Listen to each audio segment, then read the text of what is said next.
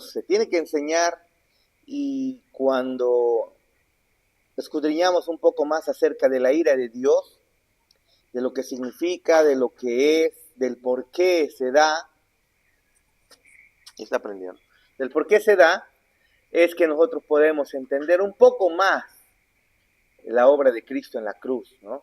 Por nosotros, y podemos valorarla, podemos amar mucho más la gran obra que Él hizo por nosotros en la cruz, que incluso fue llevar la ira de Dios. Hemos visto que Él llevó nuestras enfermedades, Él llevó nuestros pecados, Él en la cruz se hizo maldición, y ahora veremos que Él sufrió, Cristo sufrió la ira de Dios. ¿Sí?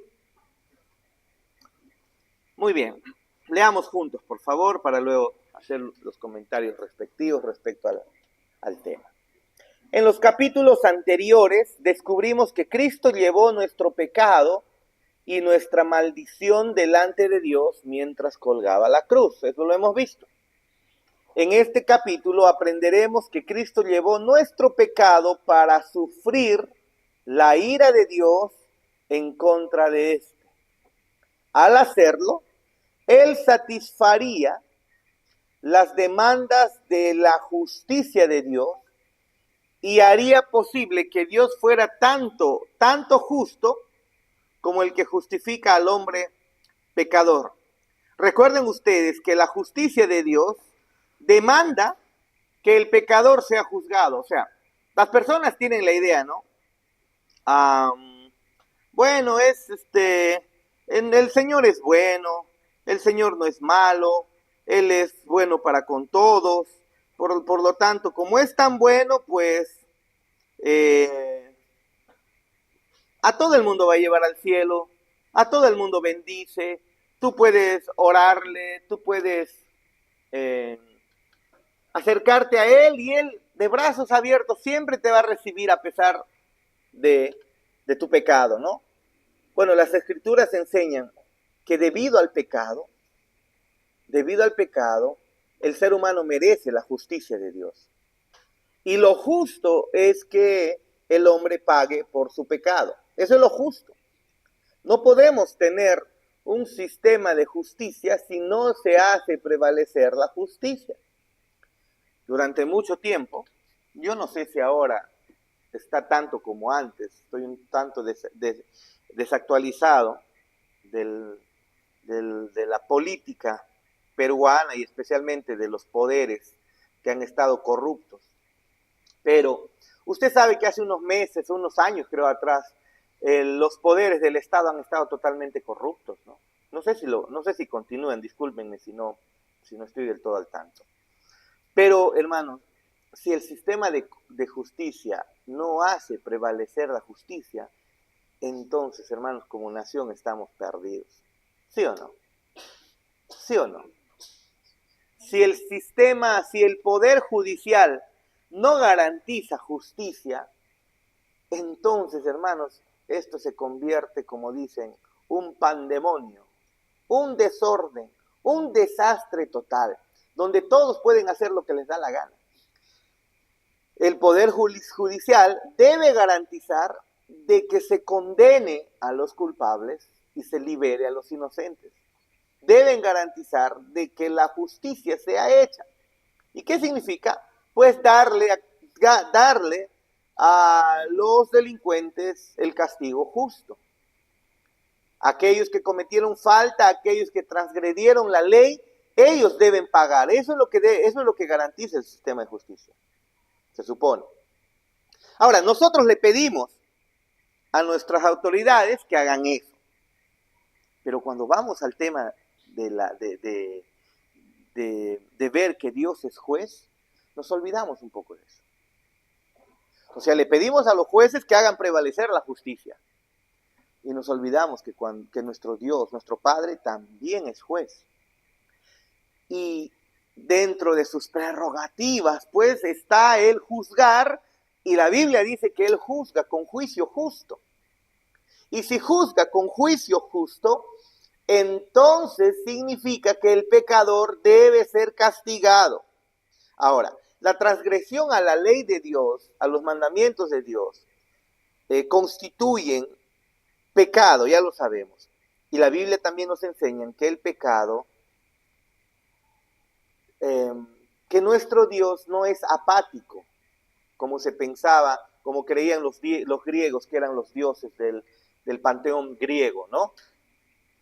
Ellos decían que los dioses griegos no les importa mucho lo que le pase al hombre. Ellos viven su mundo. Pero nuestro Dios no es apático. Él reacciona ante el pecado, por ejemplo. Y lo hemos visto en el discipulado anterior. Él reacciona. Y la reacción que él tiene ante el pecado es la ira. Y es una ira justa. Es una ira justa.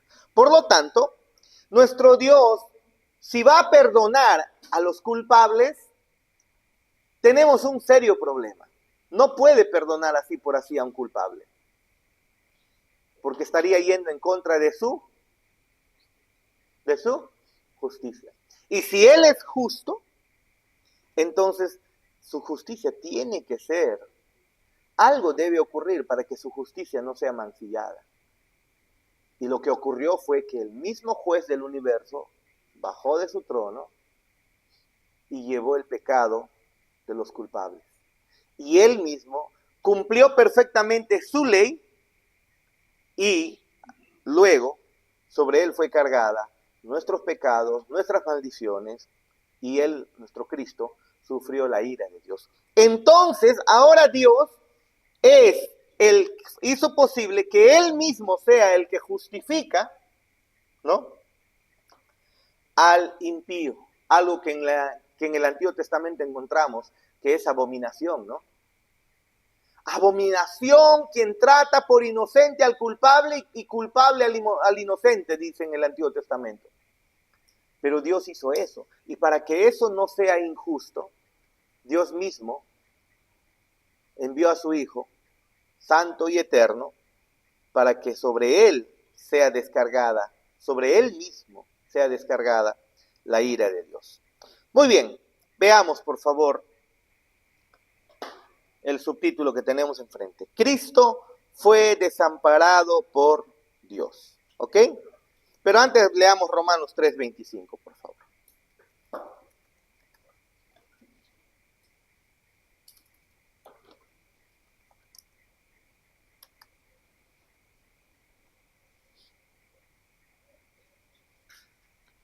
Dice el texto,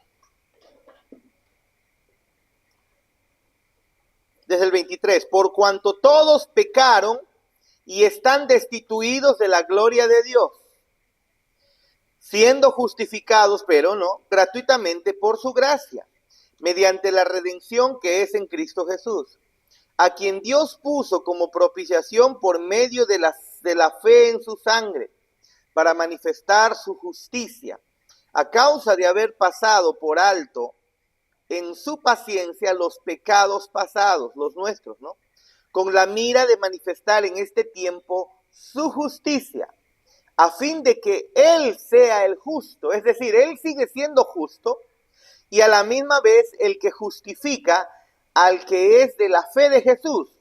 Pero aquel que tiene la fe en Jesús es el impío, pues. O sea, Él está justificando al impío, pero el impío que ha depositado su fe en Jesús. 27 dice, ¿dónde pues está la jactancia? Pues queda excluida. Ningún ser humano puede decir, yo soy salvo porque he hecho algo bueno, ¿no? No, queda excluida. Dice, ¿por cuál ley? ¿Por la de las obras? No, sino por la ley de la fe. Concluimos pues que el hombre es justificado por fe sin las obras de la ley. ¿Ve? Es nuestro Dios quien nos ha justificado, siendo nosotros merecedores de la condena eterna. Él nos ha justificado, nos muestra las Escrituras. Pero nos ha justificado y se mantuvo siendo justo. ¿Cómo así? Cargando sobre Cristo, inocente, nuestro pecado, y dándonos la justicia de Cristo cuando nosotros no la merecíamos. Amén. Muy bien. Siguiente. Cristo entonces fue separado por Dios.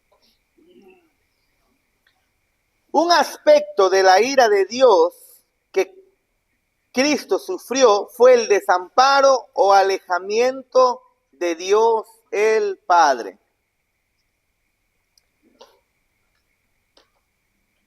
Justo hablamos de la ira de Dios, hermanos.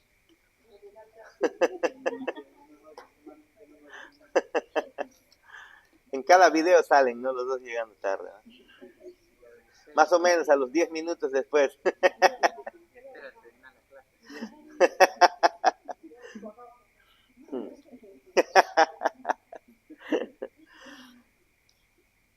Muy bien, un aspecto de la ira de Dios que Cristo sufrió fue el desamparo o alejamiento de Dios el Padre. Yo sé que hay algunos teólogos que llegan a negar que el Padre de verdad, verdaderamente, pudo haber abandonado a su Hijo en la cruz, con algunos otros versículos,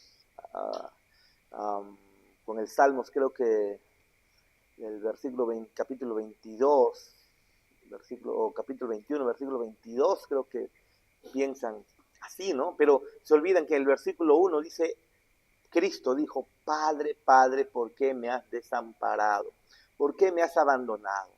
Aunque es cierto que la verdad, no podemos decir que hubo un quebranto, la Trinidad se haya rota en el sentido de que esa unidad se haya perdido, porque entonces no hay Dios, ¿no?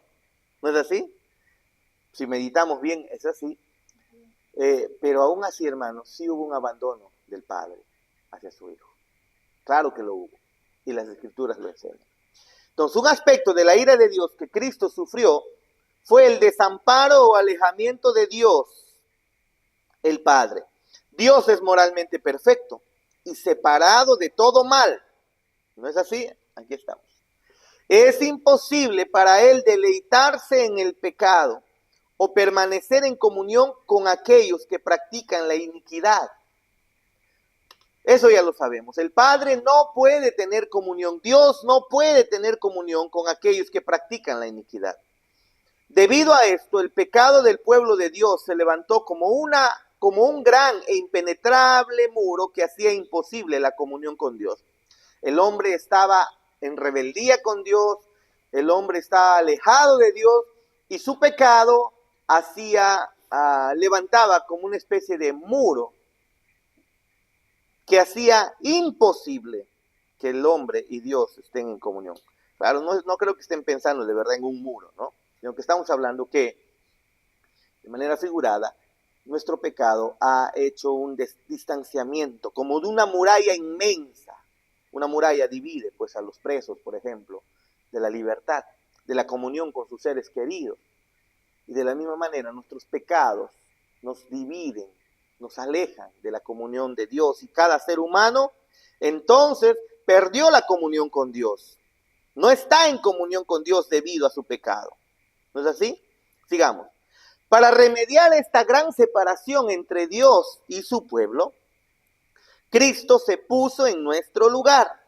Yo les he enviado hace unos 2, 3, 4 clases atrás, creo, un video sobre los muertos cobran vida. ¿Quiénes lo vieron? ¿Lo vieron?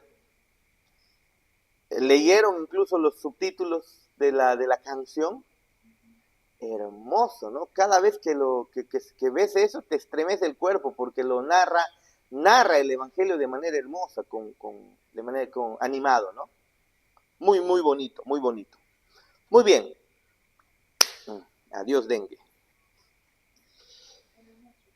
Bueno, el de la noche no es el dengue, ¿no? Es cierto, el de la noche no es dengue.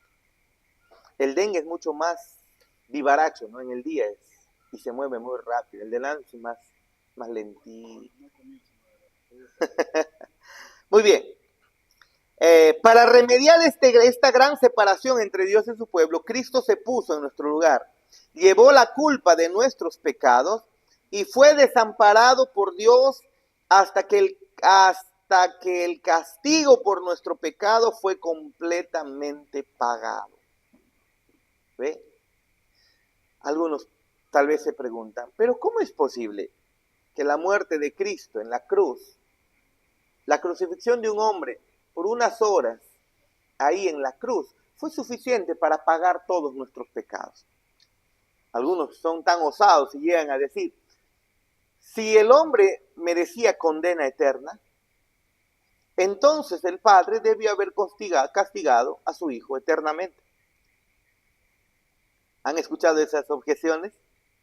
Bueno, parecieran lógicas, ¿sí o no? Si la infracción del hombre merece una condena eterna, entonces, y Cristo pagó la condena del hombre, ¿por qué Cristo no paga eternamente la condena del hombre? Lo que pasa es que están pesando al ser humano polvo y lo están queriendo pesar con Cristo, el creador del universo. El creador del universo. Ya me tocó llevar a Yamilita al seguro, porque no estaba su mamita, está de viaje, su papito está de viaje también, y estaba un poquitito, bueno, no grave, sino un poquito de infección en el oído que tenía. Y entonces la llevé al seguro. Y en el seguro pues la pesan, ¿no? Le pesan y le veo su peso y yo digo, a ver, yo me pesaré. Pero no voy a hacer trampa, dije. Así que saqué mi billetera, saqué mi celular, casi saco todos mis zapatos para que no pese, con tal de que me pese menos. Y obviamente yo pesaba pues el doble de Yamila, ¿no? El doble, 2 veces Yamila. No creo, dicen. Créanme, hermano, créanme. 2 veces Yamila, ¿no? Y yo decía, wow. Y cuando tú pones en la balanza a Cristo y pones en la balanza a todo el universo, obviamente no se puede hacer eso, pero imaginemos que se puede hacer, solo para a fines de querer, de más o menos ver el valor de Cristo y la creación. Si tú pones en la balanza a ambos, ¿quién pesa más? ¿Quién vale más? ¿Quién vale más? El universo entero es nada comparado a la grandeza de nuestro Dios y el valor de nuestro Dios. Pero del universo, ni siquiera quédate con los planetas, quédate solamente con el ser humano. Todo ser humano que haya nacido y pésalo. Y te vas a dar cuenta que el castigo de Cristo en la cruz, esas horitas que dicen los detractores, no hermano, esas horitas, ni con tan solamente un segundo seguramente, suficiente. El Hijo de Dios, santo, perfecto, nunca cometió pecado, nunca el Padre lo vio con desagrado, nunca el Padre le volteó el rostro. Aquel que creó el universo entero. Él es el que pagó por nosotros, eso tenemos que tomar en cuenta. ¿Sí? Muy bien. Número 1. ¿Qué declaran las Escrituras acerca de Dios en Habacuc 1.13? Habacuc 1.13.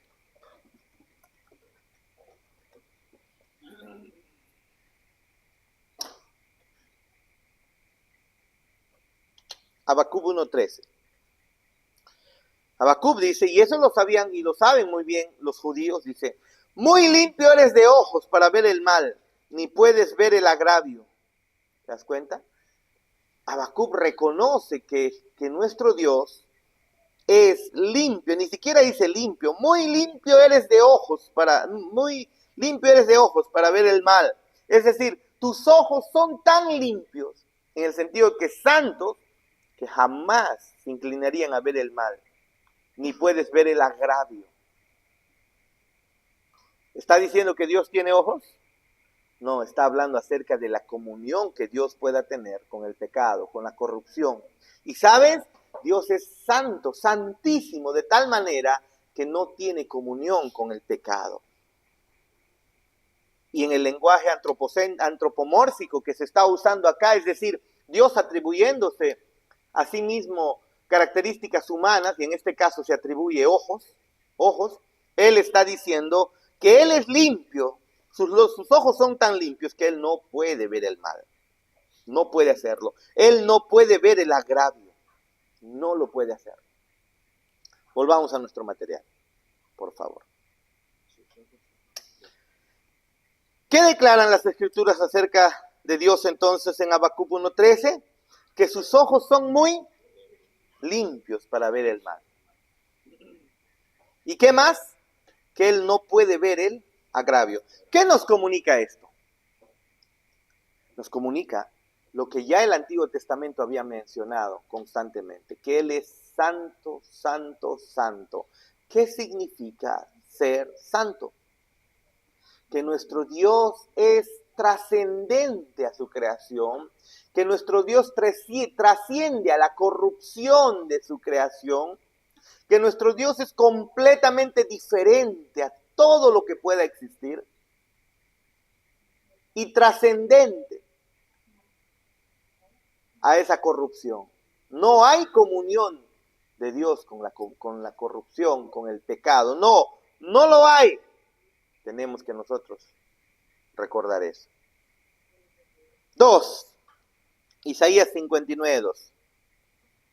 Isaías 59:2.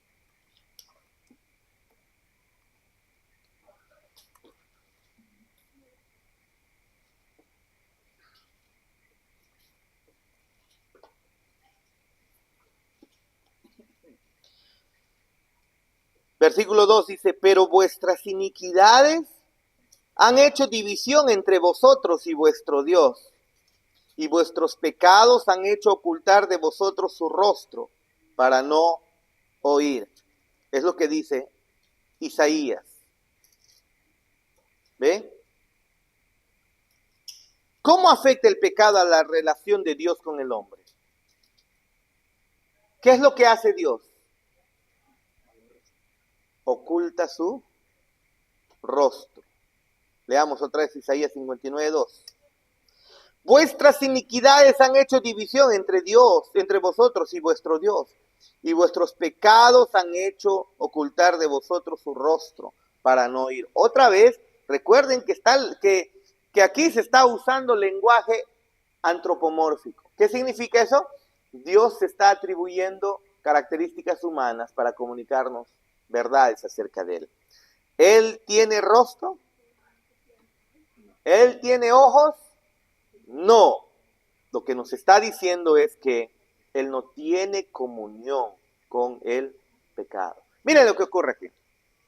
Cuando ustedes de repente han visto dos hermanos peleados, no le da la cara, ¿no? ¿Qué significa? O cuando están caminando y están enojados, uno voltea el rostro del otro, voltea para otro lado, no le mira, ¿no?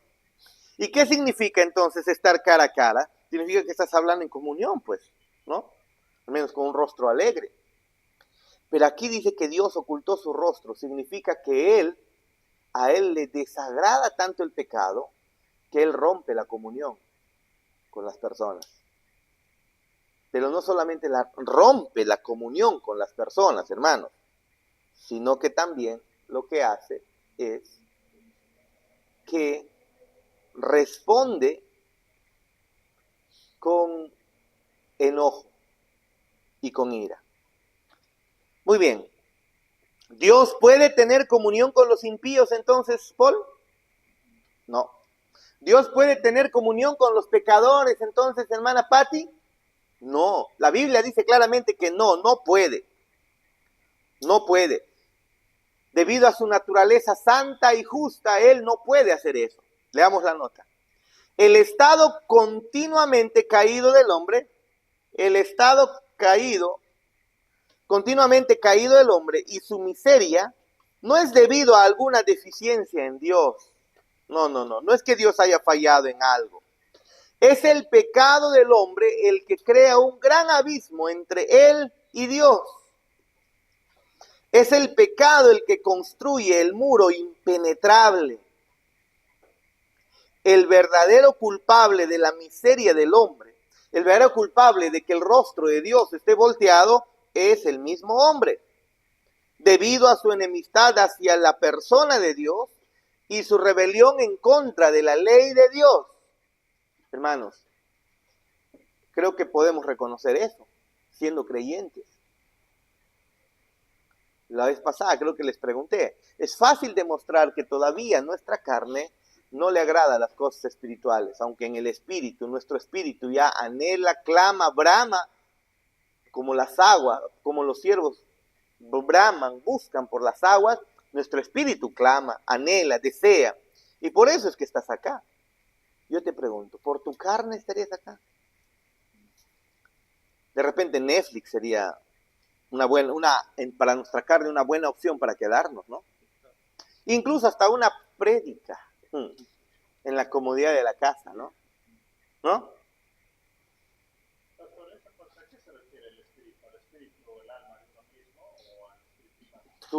Lo que pasa es que tu espíritu está regenerado y tu alma, tu espíritu clama por Dios regenerado. Obviamente ha sido resucitado. No significa que de verdad estaba muerto, ¿no? Sino muerto en el sentido de que no existe, sino que había perdido la sensibilidad para hacer las cosas. Es la nuestra. Como el ciervo brama por las corrientes, así brama o clama por mí, oh Dios, el alma mía. Dice. No dice el Espíritu Santo. Es el alma nuestra, es nuestro ser interior, nuestra persona. Nuestro espíritu es el que clama por Dios. Pero tu cuerpo, el salmista, que si mal no recuerdo es David el que dijo ese salmo, ¿no? Pero espérate, ¿y su cuerpo qué clamaba? Betsabé, decía así. ¿Cómo dice? No, el espíritu o nuestra alma es lo mismo, hermanito. Es el mismo. Espíritu, alma es sinónimos nada más. Sinónimos nada más. En las escrituras, alma y espíritu se usa como sinónimos nada más. No es que tenemos un cuerpo, luego tenemos un alma y luego tenemos un espíritu. Eso sería un ser tricótomo, creo, ¿no? Pero no, nosotros no somos tricótomos, somos dicótomos. ¿Por qué? Dios cuando creó al hombre, del polvo de la tierra, es decir, de la materia, creó la parte material. Y luego creó una parte inmaterial, el aliento de vida. O sea, el hombre tiene parte material del polvo de la tierra, los elementos químicos, y parte inmaterial, el aliento de Dios. No dice que tiene otra parte más. ¿Sí o no? No dice, el ser humano se compone de parte material y parte inmaterial. La material, pues es lo que tenemos, elementos químicos, la materia, la tierra, el polvo, como dice, del barro, como dice, en lenguaje para niñitos, ¿no? Y la parte inmaterial, pues Él nos dio un espíritu o alma. ¿Sí? ¿Querías decir algo? Que hay otros pastores que hablan que somos trinos. ¿No? Tricótomos. Trinos, no, tricótomos, sí. Hay grupos, generalmente nuestros amigos pentecostales, y algunos hermanos pentecostales, pues no vamos a pensar que no son hermanos algunos, ¿no? Pero el Señor los va a sacar a la verdad, obviamente, ¿no? Creemos eso. Pero creen pues que justamente el ser humano tiene cuerpo, alma y espíritu. El cuerpo pues es lo que ya sabemos. El espíritu ha nacido de nuevo, pero tu alma todavía, tu alma, el asiento de tu voluntad, ese todavía está cautivo. Y ahí viene pues Ana Méndez con sus locuras, sus libros, ¿no? Escritos en el 2008, 2009, creo, ¿no? Diciendo que regiones de cautividad. O sea, tú ya has sido salvado, has nacido de nuevo, pero todavía tu alma está en regiones de cautividad y tú tienes que entrar a sacar a esas almas de las regiones de cautividad. Pero su espíritu ya es salvo, pero su alma no, está esclavizada todavía, Satanás. Y entonces te tengo que hacer liberación, pues. ¿Por qué? Porque tengo que liberar tu alma, y eso es tarea ya del pastor, del predicador. Y lo van a hacer y lo siguen haciendo, ¿por qué? Porque es una buena manera de manipular a la gente. Una buena manera de manipular a la gente, porque si yo me atribuyo el poder de liberarte, entonces tú me vas a comenzar a tratar mucho mejor. ¿Sí o no? Y si yo soy un egocéntrico, un ególatra, más de lo que el ser humano lo es, si esto ya es enfermizo, voy a querer que incluso hasta me des hasta de tu dinero, ¿no? Voy a querer que mucho más de lo que el buen corazón sabe dar y siempre ha dado. Voy a desear mucho más. Y entonces, yo tengo el poder de liberarte, ¿no? Y entonces te puedo condicionar porque yo tengo el poder de liberar tu alma. Es la unción. Cargo una unción. Y si tú quieres tener mi unción y estar bajo mi cobertura y tu unción, pues tu billetera la tienes que compartir conmigo, ¿no? Yo estoy diciendo de manera jocosa, pero usted sabe que en realidad eso sí se da. Al final de cuentas, hacemos las sumas y restas y lo que queda es eso. Eso es el sistema de este Evangelio de la Prosperidad, basado en la predicación de que todavía tu alma tiene que ser liberada. ¿Ve? El Señor en la cruz liberó nuestro espíritu, pero el alma, eso nos toca, eso toca a los pastores. Y entonces echar fuera espíritu de fornicación y de mentira y todo eso, cosa que no es cierto. ¿Sí? Muy bien, sigamos por favor.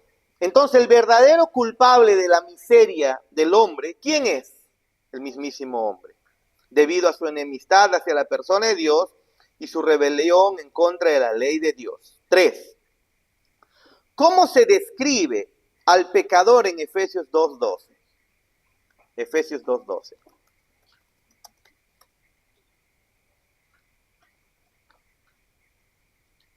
Dice Efesios 2:12.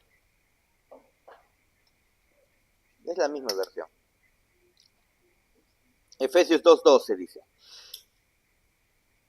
en aquel tiempo, o sea en el pasado, estabais sin Cristo, alejados de la ciudadanía de Israel y ajenos a los pactos de la promesa, sin esperanza y sin Dios en el mundo. ¿Se dan cuenta? Pero ahora en Cristo Jesús, vosotros que en otro tiempo estabais lejos, habéis sido hechos cercanos por la sangre de Cristo. Eso dice, miren ustedes, el apóstol Pablo. ¿Cómo se describe al pecador entonces? Aquí en Efesios, primero, número 1, sin Cristo. El pecador está sin Cristo. Y eso es lo que predicamos. Sal afuera y diles que no tienen a Cristo. Sal afuera y diles que Dios está enemistado con ellos. Anda, ve y dile a tu mamá, a tu papá, a tus hermanos, a tus vecinos, a tus primos, a tus hijos. Anda, ve y diles, arrepiéntete, porque Dios está enemistado contigo. Porque Cristo no tiene comunión contigo. Anda, diles eso. ¿Has intentado hacerlo, Paul? No les importa, no te creen. Lo que te van a decir es, yo soy buena persona hoy, no te pases, pues. O sea, porque vas a la iglesia y ya te crees más santo, ¿no? Pero la realidad es que ellos están sin Cristo. Ahora, ellos, pero espérate, el texto dice que eso es lo que tú y yo éramos antes. Tú y yo estábamos antes sin Cristo, dice, de la palabra griega horis, que denota separación e independencia. Estábamos independientes de Cristo. La Biblia dice que nosotros todo lo tenemos que hacer por Él, para Él, todo es de Él, por Él y para Él. Así vivíamos. Ahora hemos comenzado a vivir para Él, aunque todavía fallamos, pero ya hemos comenzado a vivir para Él. En el pasado, ¿para quién vivíamos? Para nosotros mismos, lejos de Dios. ¿Ve? Es decir, estábamos sin Cristo. ¿Y qué significa eso? Estábamos separados de Él, vivíamos en independencia a su voluntad, vivíamos no amando su voluntad, en enemistad con Él. El pecador vive separado e independiente al dador de la vida. ¿Ve? Al dador del gozo, al dador de paz. Vive completamente separado. Eso significa sin Cristo. ¿Qué más dice? ¿Qué dice? Alejados de la ciudadanía de Israel. Está hablando, claro, ¿no? En el contexto inmediato, alejados de ser miembros de la nación de Israel, pero esto tiene un sentido espiritual. Ahora, ¿no? La ciudadanía de Israel, todos aquellos que hemos creído en Cristo, hemos sido insertados al Israel espiritual. No importa ser del Israel étnico, ¿no? Como algunas iglesias que les gusta, de como sea quieren ser israelitas, de verdad, ¿no?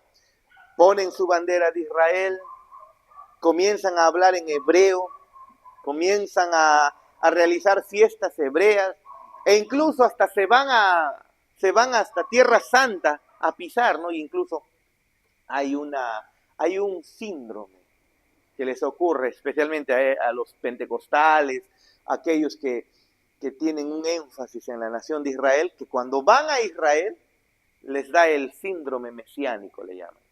Una vez que bajan del avión y comienzan a pisar las tierras de Jerusalén por donde andó Jesús, ¿no? Y comienzan a andar por las tierras bíblicas, comienzan a sentir, dice, una especie de... y se sienten como los elegidos, y cuando regresan a sus pueblos, a sus ciudades, a sus naciones, se sienten pues recontrarchimega ungidos. Eso le llaman el síndrome mesiánico. Existe, hermano. Si sin ir a Israel, ¿cuántos tienen eso, no? ¿Cuántos tienen eso, no? El síndrome mesiánico. Eso. Exacto. Shalom, dicen, ¿no? Shalom. A mí dicen shalom y estoy queriendo ir a recoger mi encomienda, ¿no? Pero entre ellos era shalom, ¿no? Ahora, no significa que no podamos usar esas palabras y conocer el significado de lo que significa la palabra shalom, ¿no? Que es la paz misma de Dios, ¿no? Pero no se trata de eso. No se trata de eso. Pero aquí cuando Pablo dice ajenos a la ciudadanía de Israel, Israel era el pueblo de Dios, pues. Para nosotros significa, cuando estábamos sin Cristo, no éramos parte del pueblo de Dios, ajenos al pueblo de Dios. Eso es lo que significa.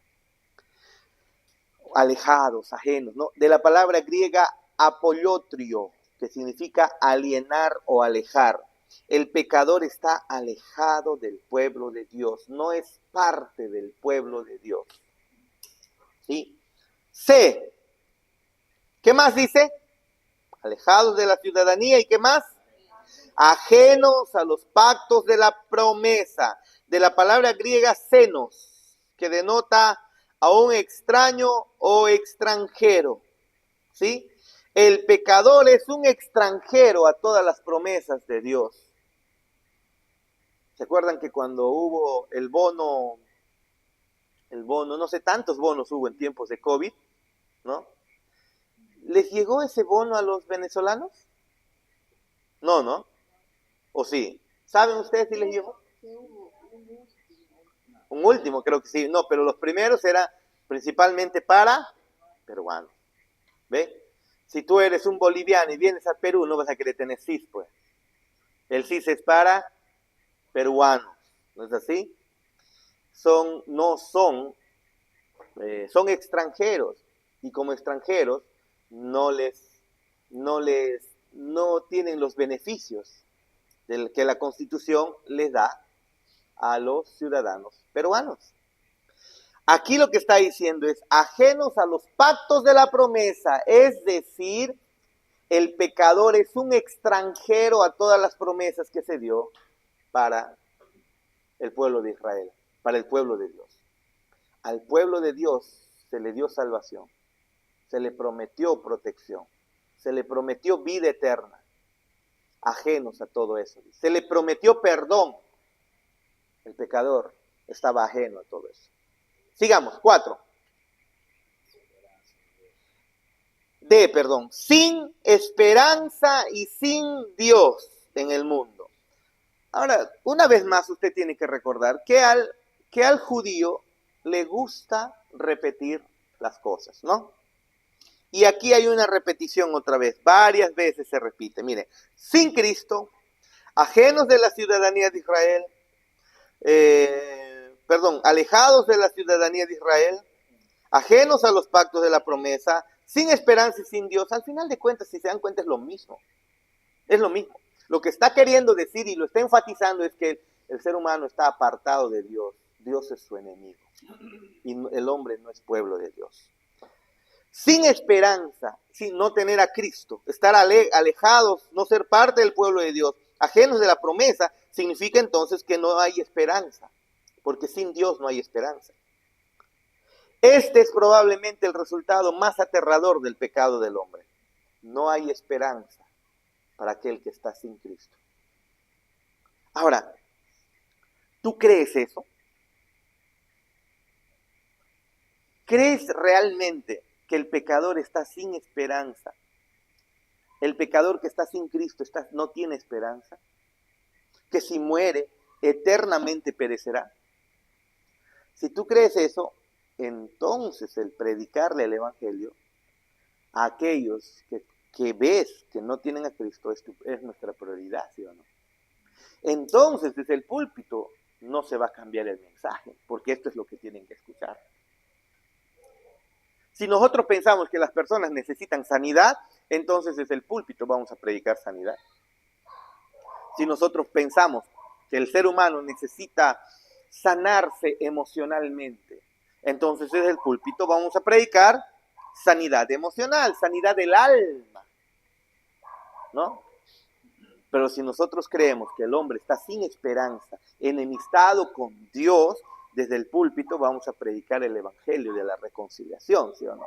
Que Cristo tomó nuestro lugar, tomó nuestros pecados, cargó sobre sí nuestros pecados, y el Padre descargó su ira sobre él, y todo aquel que se arrepiente y cree en este Cristo, santo y perfecto, entonces es adoptado como hijo de Dios e insertado a la familia espiritual, al Israel espiritual. ¿Se da cuenta? El pecador no tiene esperanza. Usted, a ver, ¿tienes familia que no es creyente, Paul? Elsie, Priscila, y cada uno de nosotros seguramente. Pues veámoslo como lo que es. Sin Cristo perecerán eternamente. ¿Nos importa eso? Hay que reconocer que a veces desviamos nuestra mirada y nuestras prioridades, ¿no? ¿Importa eso? Tenemos que meditar siempre, hermano, siempre volver a la senda correcta. Y 4, el pecado del pueblo de Dios se levantó como un muro impenetrable que hizo imposible la comunión con Dios. Para repasar esta gran separación entre Dios y su pueblo, Cristo se puso en nuestro lugar. Cristo llevó nuestro pecado y Cristo fue desamparado por Dios, recibiendo la ira de Dios. No solamente fue abandonado, recibió la ira de Dios Cristo. Una cosa es ser abandonado a tu suerte y otra es que te abandona el favor, te abandona el puño y el brazo de su favor, pero te cae el puño y el brazo de su ira y su justicia. Al final de cuentas, el Padre no se alejó de Cristo, ¿no? Estuvo presente ahí para castigarlo en lugar nuestro. Que se dan cuenta es eso. Para reparar esta gran separación entre Dios y su pueblo, Cristo se puso en nuestro lugar. Cristo llevó nuestro pecado. Cristo fue desamparado por Dios. Tú no vas a desamparar a tus hijos. No lo haces. No lo haces. Te duele cuando incluso tu prójimo está sufriendo. Pero mucho más cuando es tu familiar y mucho más cuando es tu hijo, el que ha crecido entre tus brazos. No lo vas a desamparar. Aquí el Padre ha desamparado a su hijo. Eso nos muestra la Biblia. Cristo sufrió el alejamiento de Dios y fue cortado del favor de su presencia hasta que la culpa fuera pagada. Eso ocurrió con Cristo, hermano. Hasta que la culpa fuera pagada. Mira lo que dice Mateo 27:45.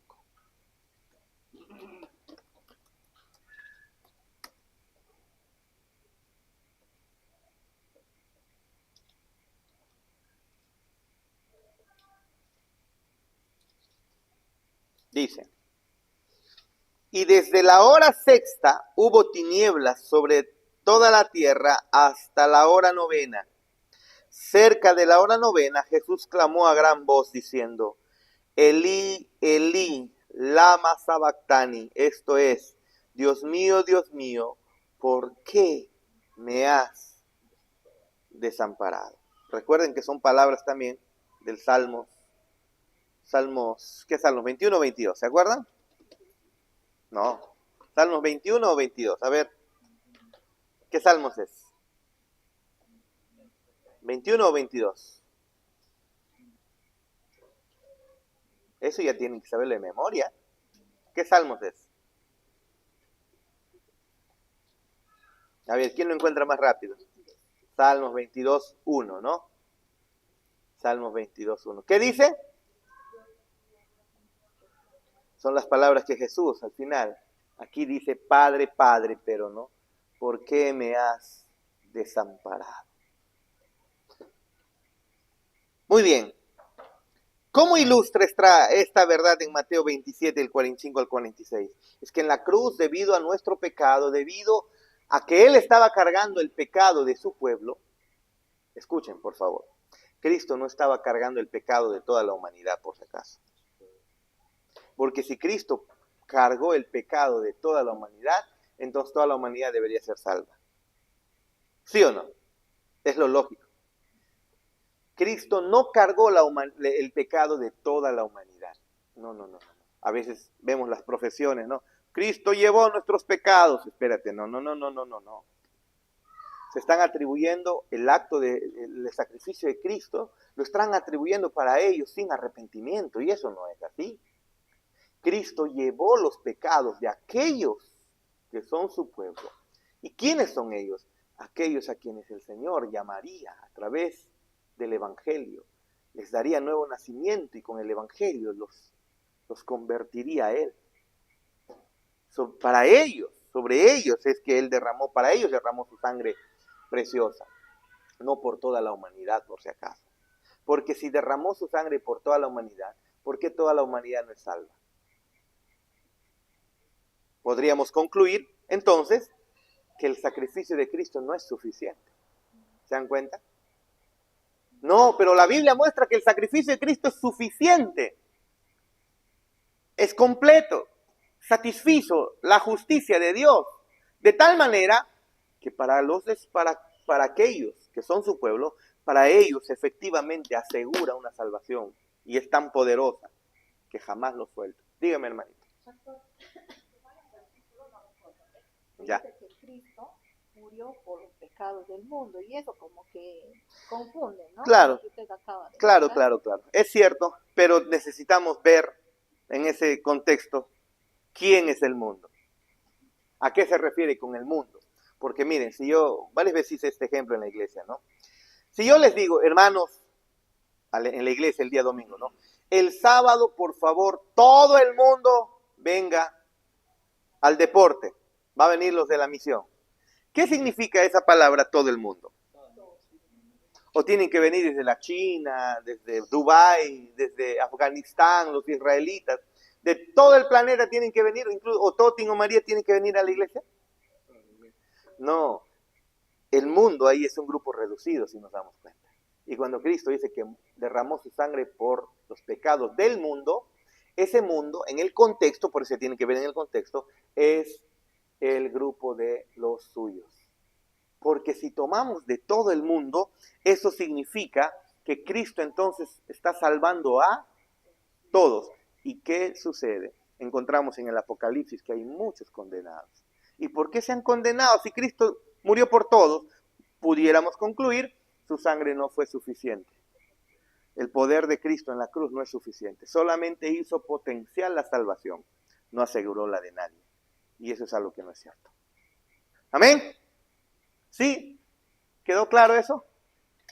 ¿Sí, Pri?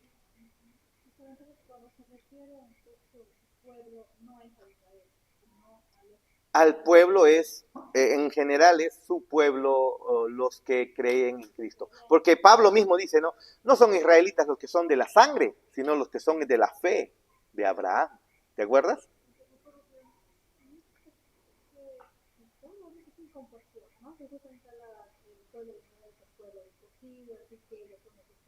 Salvos siempre salvos. Hagan lo que hagan. No es así. No es así. Claro que era el pueblo escogido en el sentido de que Dios escogió una nación en el pasado para sobre ese pueblo poner su nombre y a ese pueblo darle sus leyes, y de ese pueblo saldría su Mesías. Pero claramente la fe, somos pueblo de Dios aquellos que tienen la fe de Abraham. Ellos tomaban a Abraham como padre. Incluso se les dice claramente en el Nuevo Testamento, ¿no? Ustedes tienen a Abraham por padre, pero saben que Dios puede levantar hijos a Abraham hasta incluso desde de las piedras. ¿Recuerdan qué dice? ¿Qué está diciendo? Está hablando de nosotros mismos. Que no somos en realidad, el pueblo de Dios no se refiere exactamente al linaje, sino al linaje espiritual. ¿Y cómo tenemos ese linaje espiritual? Por la fe en Cristo. Así como Abraham creyó a Dios y le fue contado por justicia, tú crees a Dios. Lo que Él hizo, lo que Él dijo de Cristo, y tu fe es contada por justicia también. ¿Ve? Somos de la fe de Abraham. Amén. Muy bien, veamos la nota, por favor. El clamor de Jesús desde la cruz se registra aquí en hebreo y arameo. Elí es hebreo, pero el resto es arameo. Marcos registra el lamento completo en arameo, en Marcos 15:34, ¿no? La palabra desamparado se traduce de la palabra griega eskataleipo, que significa abandonar, desertar o dejar en apuros. En la cruz el Padre dejó a Cristo a su suerte, en apuros, lo desamparó. Lo dejó a la suerte de su justicia y su ira, santa y justa. En Mateo 27:46, por favor. Mateo 27:46 que hemos leído, dice, ¿cómo dice? Perdón. Claro, no, nos manda el Salmo. Es del mismo Salmo 22, del 1 al 18, ¿no? Jesús estaba citando las palabras de David en el Salmos 22. Vayamos al Salmos 22 otra vez.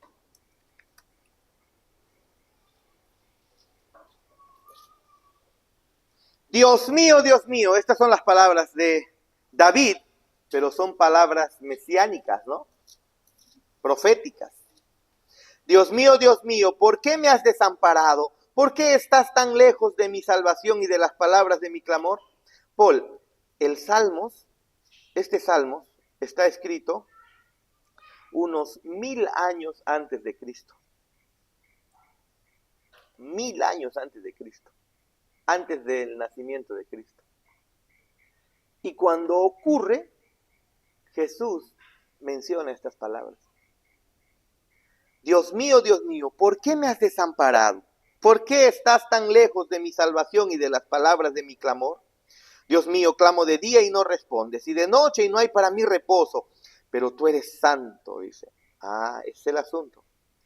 ¿Por qué el Padre no responde? ¿Por qué creen ustedes?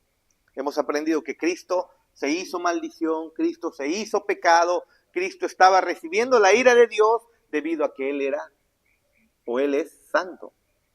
Pero tú eres santo, tú que habitas entre las alabanzas de Israel. En ti esperaron nuestros padres, esperaron y tú los libraste, clamaron a ti, fueron librados. Confiaron en ti y no fueron avergonzados.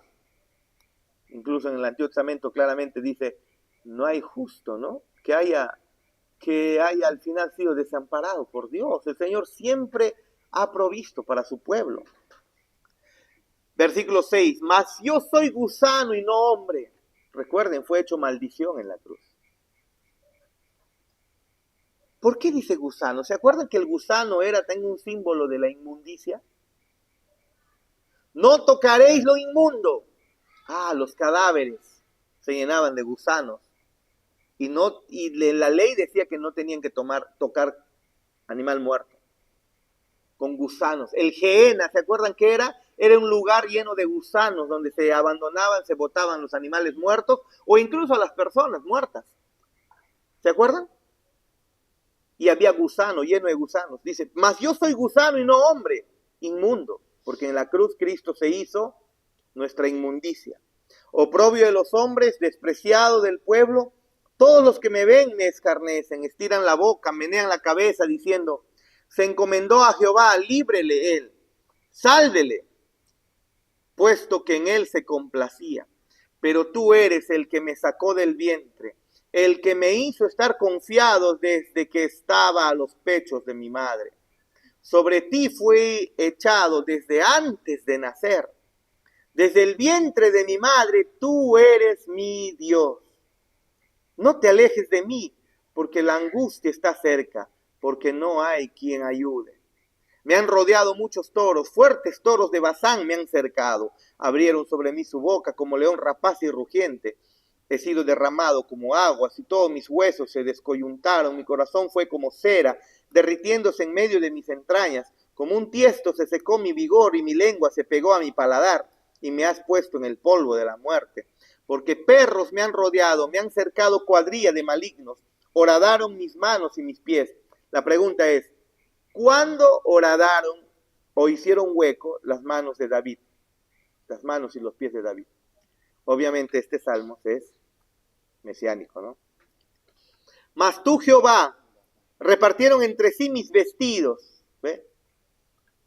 Perdón, contar puedo todos mis huesos, entre tanto ellos me miran y me observan. Repartieron entre sí mis vestidos y sobre mi ropa echaron suertes. A David nunca le hicieron eso. Mas tú, Jehová, no te alejes, fortaleza mía, apresúrate, socórreme, libra de la espada mi alma, del poder del perro mi vida, sálvame de la boca del león y líbrame de los cuernos de los búfalos. Pero no ocurrió eso. ¿Se acuerdan? Desde la hora sexta hasta la hora novena, colgado en la cruz. Colgado ahí. Pastor, acá cuando dice, por tus perros me han rodeado, no se refería de repente a los perros en sí, sino a los que le estaban crucificando, ¿no? Aquellos que estaban alrededor. Es una manera poética de mencionar a quienes estaban alrededor. Dice, toros de Basán, fuertes toros de Basán, perros te han cercado, ¿no? Está refiriéndose a todo lo que le está ocurriendo, al sufrimiento que están trayendo ante él a través de los golpes, de la cruz mismo cargando, ¿no? Y todo eso.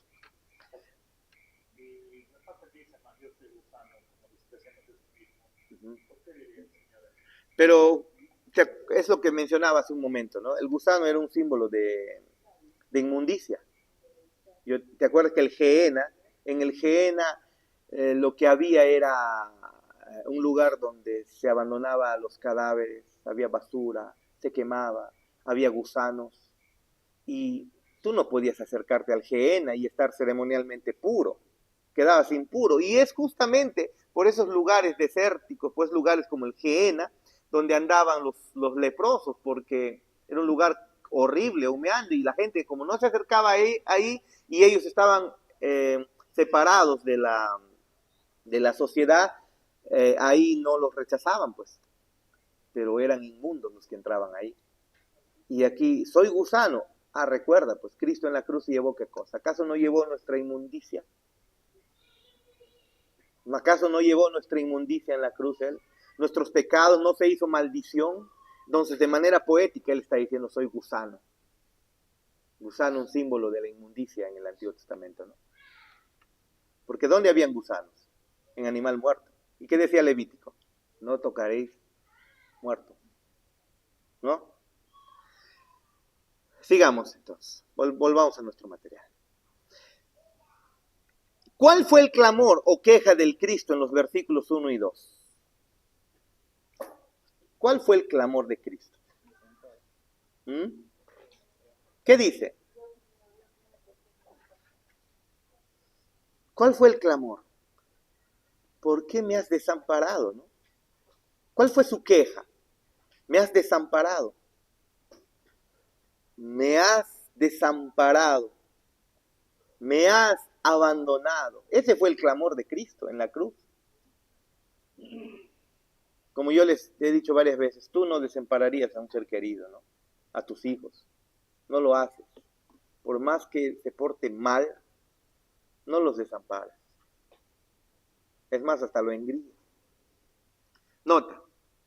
La palabra desamparado viene de la palabra hebrea asab, con Z, que significa dejar, desertar, abandonar o renegar de. Eso es lo que significa. En su tiempo de prueba, David sintió un poco de la ausencia de Dios, pero solo Cristo experimentó la medida completa del abandono total de Dios. La palabra clamor viene de la palabra hebrea sheagá, que literalmente denota un rugido como el de un león. El clamor de angustia de Cristo desde la cruz estalló como un terrible rugido. Su búsqueda fue incansable, su lamento fue incesante, su angustia fue sin medida. Sin embargo, los cielos permanecieron como de bronce, es decir, duros. No, los cielos no respondieron. Cuando se dice los cielos, ¿a quién se refiere, Paul? Dios no respondió con favor. Dios permitió que esto le ocurriera a su mismísimo Hijo. No hubo respuesta de Dios. Solo hubo silencio y ausencia del favor de su presencia. Nosotros estábamos separados de Dios por nuestro pecado. Y entonces el Padre, para que tú nunca más seas separado de su bondad y su comunión, esa separación la vivió Cristo. ¿Ve? Para terminar con esta separación y llevarnos de vuelta a la presencia favorable de Dios, fue necesario que Cristo sufriera el terrible desamparo de Dios que nosotros merecíamos. Tú y yo merecíamos esto por toda la eternidad. Pero vino alguien eterno que pagó tu pecado, que constituía o merecía un castigo eterno. Y este alguien eterno también era perfecto. B. De acuerdo con las palabras del Cristo en los versículos 3 y 4, ¿por qué Dios lo desamparó o alejó su rostro de él? ¿Por qué? ¿Por qué el Padre alejó su rostro de Cristo, hermanos? Hermanos, a veces nosotros pensamos que un pecadillo más, ¿no? Pero espérate, ¿por qué el Padre desamparó a su hijo? Hermano José, cuando David te pide ayuda, ¿acaso no lo apoyas? Cuando está angustiado, desesperado, de repente, ayúdame, uno va, ¿no? Y si estaría en peligro de muerte, mucho más. Pero déjame decirte que el Padre, que eternamente ama a su hijo, perfecto, quien nunca le causó ningún agravio, el Padre en la cruz clamó, el Cristo en la cruz clamó por su Padre, y el Padre le volteó el rostro, y el rostro favorable le volteó, pero el Padre descargó sobre Cristo su mismísima ira. La pregunta es ¿por qué, Chana? La respuesta es esa. Él es santo. Y Cristo en la cruz estaba llevando nuestra inmundicia. ¿Tú quieres saber cuán cochino y asqueroso y repugnante es un solo pecado? Lo único que tienes que hacer es ver cómo es que el Padre en la cruz castigó a su Hijo, quien no cometió ni uno solo. Ay, no, es que lo pagó en Cristo, pues un pecadillo más. No, espérate. El abandono, algo que los teólogos incluso hasta se pelean entre ellos. ¿Hubo o no hubo rompimiento de la Trinidad? Dicen. Estaba investigando. Lo que sí sabemos claramente es que hubo un desamparo del Padre hacia su Hijo. Que humanamente, cuando tú haces eso con tu hijo, es considerado cruel. ¿Sí o no? Desampara a tu hijo que está pidiendo misericordia, que está pidiendo ayuda, que está pidiendo tu favor, que está pidiendo que lo rescates y lo salves, desampáralo y tú eres considerado cruel. Y el Padre eso hizo con Cristo. No lo asistió. ¿Ve? Y la respuesta es ¿por qué, Paul? Porque Él es santo. ¿Cómo dices? Él no experimentó la misericordia de Dios. Cristo no experimentó en la cruz la misericordia de Dios. Experimentó la ira de Dios. La justicia de Dios. La ira de Dios. para que tú y yo sí la experimentemos por siempre. Esas son las riquezas en gracia, las riquezas en gloria de las cuales Pablo habla, ¿se acuerdan? Las riquezas de su paciencia, las riquezas de su misericordia. Esas son las, si realmente somos ricos en eso. El Padre nos da infinitamente de sus riquezas en gloria. Cuando te da hoy misericordia, no se le ha desgastado infinitamente, sigue teniendo misericordia por ti. Nota, en medio del sufrimiento sin medida, Cristo declara su firme confianza en la santidad de Dios. Él reconoce y entiende, el Padre está haciendo esto porque el Padre es santo, pero yo soy gusano. ¿No? Yo soy gusano. ¿Se acuerdan? Había una razón justa y santa detrás del desamparo de Dios. Él se había convertido en quien llevó los pecados de su pueblo y en el objeto de la ira santa de Dios. En la cruz, Cristo hizo eso. Hermanos, entender esto es el Evangelio, pues, hermanos. Tú lo merecías, yo lo merecía, pero Él cargó esto. Versículo 6, ¿qué dice? Yo soy gusano y no hombre. Aunque Él fue el hombre perfecto, fue hecho pecado, como dice 2 Corintios 5:21. Se hizo maldición, como dice Gálatas 3:13. ¿Sí o no? Aunque Él era el cordero sin mancha, como dice 1 Pedro 1:19, Él se convirtió en la serpiente que fue levantada en el desierto, de Juan 3:14. Un gusano y no hombre. ¿Ve? Un ser hecho maldición, un maldito, se hizo inmundo en la cruz. Espérate, que Dios se haga inmundo, eso ya es cosa seria, ¿no? Porque Cristo es Dios. Nosotros pensamos que nuestros pecados son así de fáciles limpiar, ¿no? No, no es así. Miren ustedes, el ser santo y eterno, Cristo, en la cruz, se hizo pecado. Se hizo, no porque cometió, sino sobre Él fue cargado la inmundicia. Pero de tal manera que la Biblia dice que Él se hizo pecado en la cruz.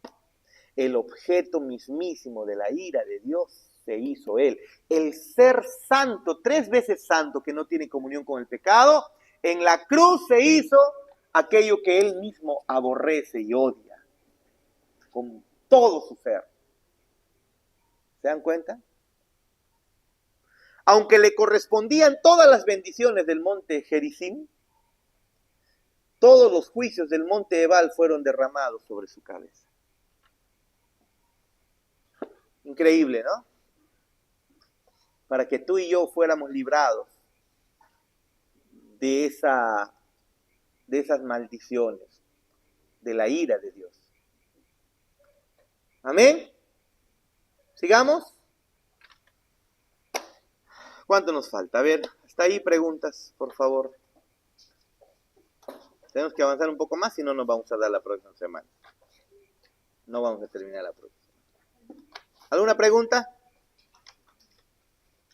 ¿Alguna pregunta, Chanita? Nada. Cristian, desconcierta, ¿no?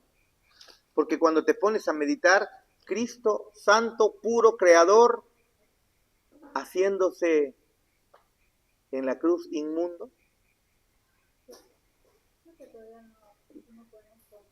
Eso.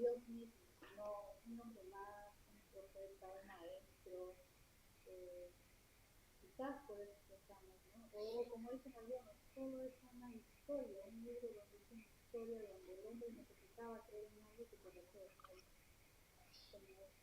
creo que no llegamos a eso que se me regala cuando vamos, yo soy Dios, yo soy el que tiene que lugar, sí, yo soy el que soy, como dice a mí me gusta ver imágenes del universo, estrellas, galaxias, ¿no? La profundidad del universo. Me gusta bastante ver eso. Y mientras pensaba y veía eso incluso de antes, nomás en la universidad, cuando comencé a usar computadora, me acuerdo que había un programa que había descargado donde se podía profundizar en el universo. Se lenteaba la máquina, pero ahí me gustaba ver. Pero recordando eso, cómo es que tú puedes avanzar en el universo, avanzar y comenzar a ver todo lo que Él ha creado, y luego te pones a pensar, ese ser que ha creado, se concentró en un cuerpo y luego fue a morir en una cruz por ti y por mí, quien creó el universo entero. O sea, eso yo no sé si te pasa, pero a mí me desconcierta completamente. Y debo reconocer que humanamente hablando es locura ese mensaje.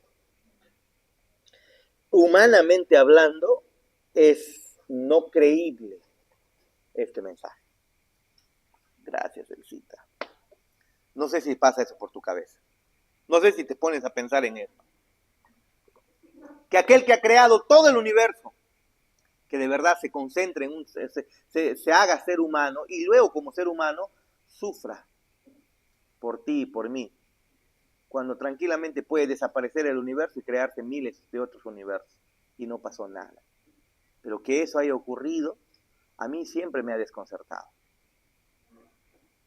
Y entonces, claro que te dan ganas de cambiar el mensaje, pues. Claro que te dan ganas de predicar. El Señor tiene planes maravillosos para ti. Este Freddy.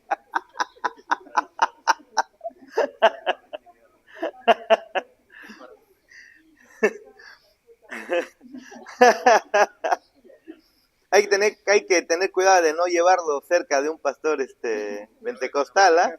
Porque él capaz de rapidito levantar la mano ahí. Miren, es que este mensaje, si te das cuenta, es desconcertante. Y al final de cuentas, te logras avergonzar, pues. Anda, ve y dile a tu familia esto, Paul. Sabes, el Dios del universo, debido a tu pecado, a tu inmundicia, a tu suciedad, Él, al ser un Dios santo, perfecto, no puede tener comunión contigo por tu pecado, y tienes que arrepentirte y creer que Él envió a su Hijo a morir en la cruz por ti. Aquel Hijo, quien creó el universo, Él en la cruz se hizo pecado por ti. Arrepiéntete de tus pecados, cree en Él y vas a ser salvo. Termina de decir eso y suena cri, cri, cri, cri. Y esa es la razón, como es un lenguaje, es un mensaje loco, es un mensaje que da vergüenza humanamente hablando, entonces sucumbe a la tentación de mejorar el mensaje, de adornar el mensaje. ¿Se dan cuenta? Ahora, nosotros podemos juzgar rápidamente a Dante Hebel, Guillermo Maldonado, Cash Luna, qué barbaridad, cómo cambian el mensaje. Pero espérate, es que el mensaje es este. Y entonces, predicarlo va en contra de lo que tu mente incluso puede asimilar. A mí me desconcierta. Entonces, ¿qué hacemos? ¿O qué hacen? ¿O qué hicimos? Adornamos el mensaje. ¿Te va mal? Dios está para que tú te vaya bien. ¿Estás enfermo? Dios está para que te sane, ¿no? ¿No tienes plata? Vas a ser cabeza y no cola. ¿Sí o no? Ese es el mensaje que han cambiado. Pero el apóstol Pablo dice, cualquiera que cambia este mensaje sea maldito. Y solamente por el poder de Dios, solamente por el Espíritu Santo en ti, es que no vas a cambiar este mensaje. Porque humanamente te aseguro que sí lo haces. Sí que lo haces. Porque humanamente te vas a avergonzar. Y avergonzado vas a querer maquillar al Dios de las Escrituras. Y aunque lo vas a vender como un payaso, un milagrero, pero eso es lo que la gente quiere ver. A la gente le gustan los payasos. Ve a ver nomás a la plaza cuando salimos de la iglesia, cantidad de cómicos ambulantes, 3, 4 veces la iglesia creo que están reunidos ahí, ja, ja, ja, ja, en medio de lisuras. Este mensaje no es creíble, hermanos. Humanamente hablando, no es creíble y es vergonzoso. Por eso Pablo dice, Romanos 1:16, no me avergüenzo del evangelio. No, ¿por qué diría no me avergüenzo? Porque sí había razones para avergonzarse. Pero al final dice, por el poder del Espíritu Santo, yo no me avergüenzo, porque este es el poder, este es el mensaje que transforma vidas, este es el mensaje que convierte personas. No importa si de repente a ti no lo estás entendiendo bien, o como que, qué barbaridad, está predicando medio fuerte, o de repente está predicando como que no va a entender, yo llevé a mi invitado. No, este es el mensaje que luego es como que la persona va y le abre la mente, ¿no? Pero si les hiciste llorar, si les diste lo que ellos querían, ese mensaje, aunque la gente pueda amontonarse y ser miles en la iglesia, ese mensaje lleva a muerte. Mientras que este mensaje de que Cristo en la cruz se hizo maldición, llevó tus pecados, murió por ti y debes arrepentirte, este mensaje es el que trae vida. Y lo único que nos queda es confiar en eso, que es el poder de Dios. Por lo tanto, no vas a cambiar el mensaje. No lo vas a hacer. ¿Se dan cuenta? El evangelio es vergonzoso para la carne, hermano. Hay que reconocer eso. Siéntate entre tu círculo de ejecutivos, de compartamos, ahí los directivos altos, y cuando están en reunión, en primer lugar, mis queridos y amados jefes, ¿no? Quiero hablarles de Cristo, que quiere salvarles de la condenación eterna debido a sus pecados. Diles eso. Hoy siéntate mejor, ¿no? Hermanos, pero este es el mensaje. Y el asunto es que antes de querer predicarlo, te lo debes creer tú. Porque si no, no hay necesidad de predicarle a nadie. Este es el mensaje. Y creo que el Señor nos permite ahondar en este mensaje para creer más, ¿no? Amén. Creo que nos quedamos ahí. ¿Preguntas?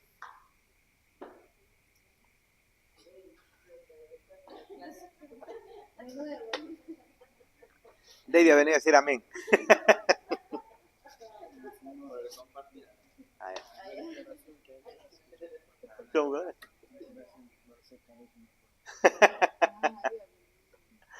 Ay. David se escuchó la declaración, vas a hacer cabeza y no cola, y ahí ha venido.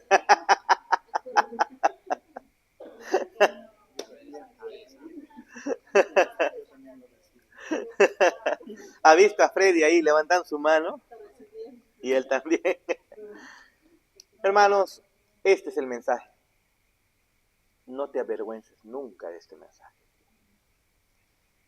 Si tienes que entregar tu vida, hazlo, porque este mensaje vale la pena. Tu carne no lo va a aceptar, la carne no lo va a recibir, las personas, los que no son de Dios, no lo van a recibir. Tú no te preocupes, tú solo lanza el mensaje, lanza la semilla, el Señor es el que da el fruto. Tú estás librado de los resultados. A ti y a mí se nos envía solamente a lanzar el mensaje. Los resultados los da Él. Psicológicamente no los voy a motivar, no los voy a... Si quisiéramos, en la iglesia hay muchas maneras, o en la congregación hay muchas maneras en las que se puede motivar a las personas. Yo pudiera hacerme un poco más carismático, no de carismático, de pentecostal, ¿no? Sino de repente más chispa, más, mira, que vamos, que esto, que el otro. Pero ¿saben? Eso podría hacer crecer la iglesia, pero no de creyentes. No de creyentes verdaderos. No se avergüencen de este mensaje, hermanos. Y así solamente alguien se pare al frente y les pueda repetir lo mismo que estoy diciendo yo, o de repente, pero con palabras mucho más, tal vez más quieto él, y parece más serio. Si es que es el mensaje verdadero, sigan confiando, hermanos. Porque no es el hombre, es Dios y su mensaje. Amén. Vamos a orar para terminar.